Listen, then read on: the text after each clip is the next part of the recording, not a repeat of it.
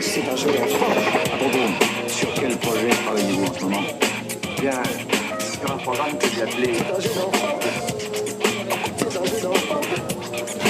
C'est un jeu d'enfant. C'est un jeu d'enfant. C'est un jeu d'enfant. Donnez-moi des mots. Donnez-moi des mots. Donnez-moi des mots.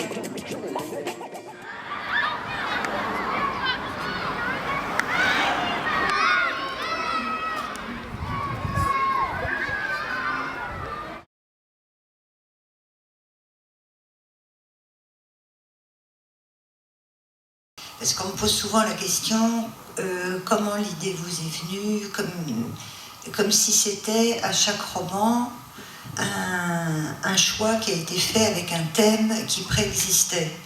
Et alors tous les écrivains ne fonctionnent pas comme ça, mais je crois beaucoup des romanciers vous diraient la même chose. Souvent on part, on ne sait même pas où on va. Moi, de roman en roman, j'ai une image mentale qui me vient, j'en ai parlé dans un petit livre, je vois que vous l'avez là, qui s'appelle Les personnages. Une image mentale qui peut être intéressante ou parfaitement banale. Et le fait qu'elle s'installe dans l'imaginaire, au bout d'un moment, je sens qu'elle doit recéler une histoire.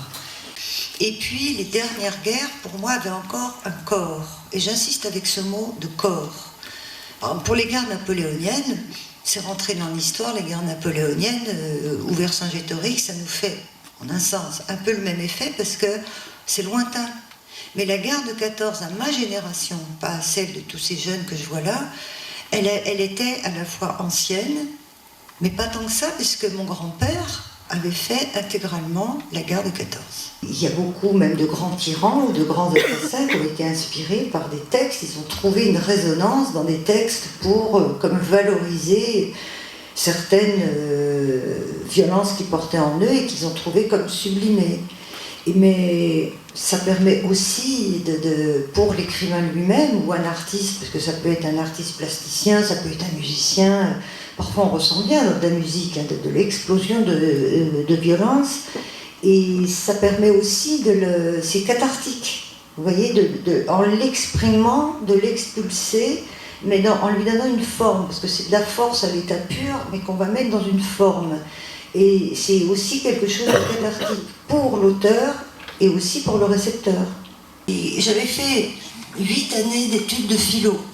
Donc j'ai approfondi aussi au cours de mes années de philo certaines questions, mais je sentais bien que j'étais pas une philosophe, c'est-à-dire que j'avais pas la rigueur et je me voyais pas devenir philosophe au sens propre, même si ça m'a vraiment nourri pour la vie entière.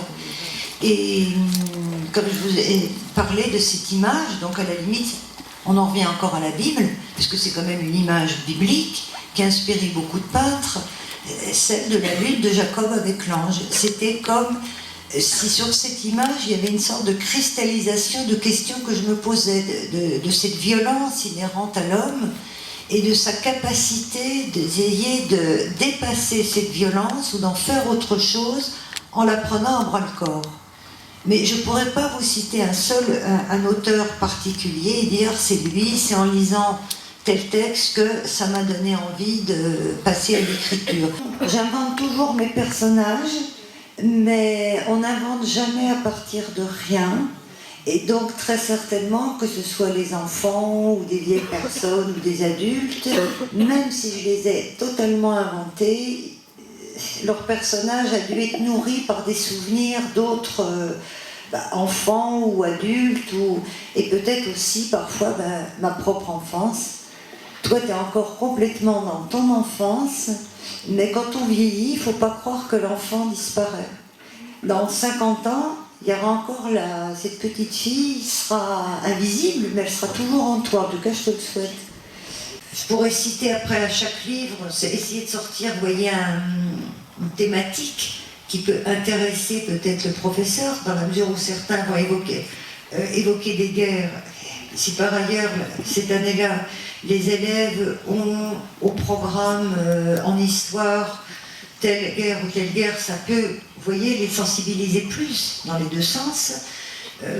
c'est assez difficile à dire. Alors comme j'avais un livre où j'avais eu cette chance énorme d'avoir le prix des lycéens, Goncourt des lycéens, peut-être il faut croire que ça pouvait parler à des gens de première et de terminale, voire même parfois de seconde, alors que le livre n'est pas évident du tout dans sa construction. Moi j'avais été étonnée, c'est un livre qui n'est pas évident, j'étais la première étonnée en l'écrivant de ce qui m'était arrivé comme déstructuration en un sens de la forme, mais à l'évidence il y a eu de l'écho auprès même de jeunes lecteurs.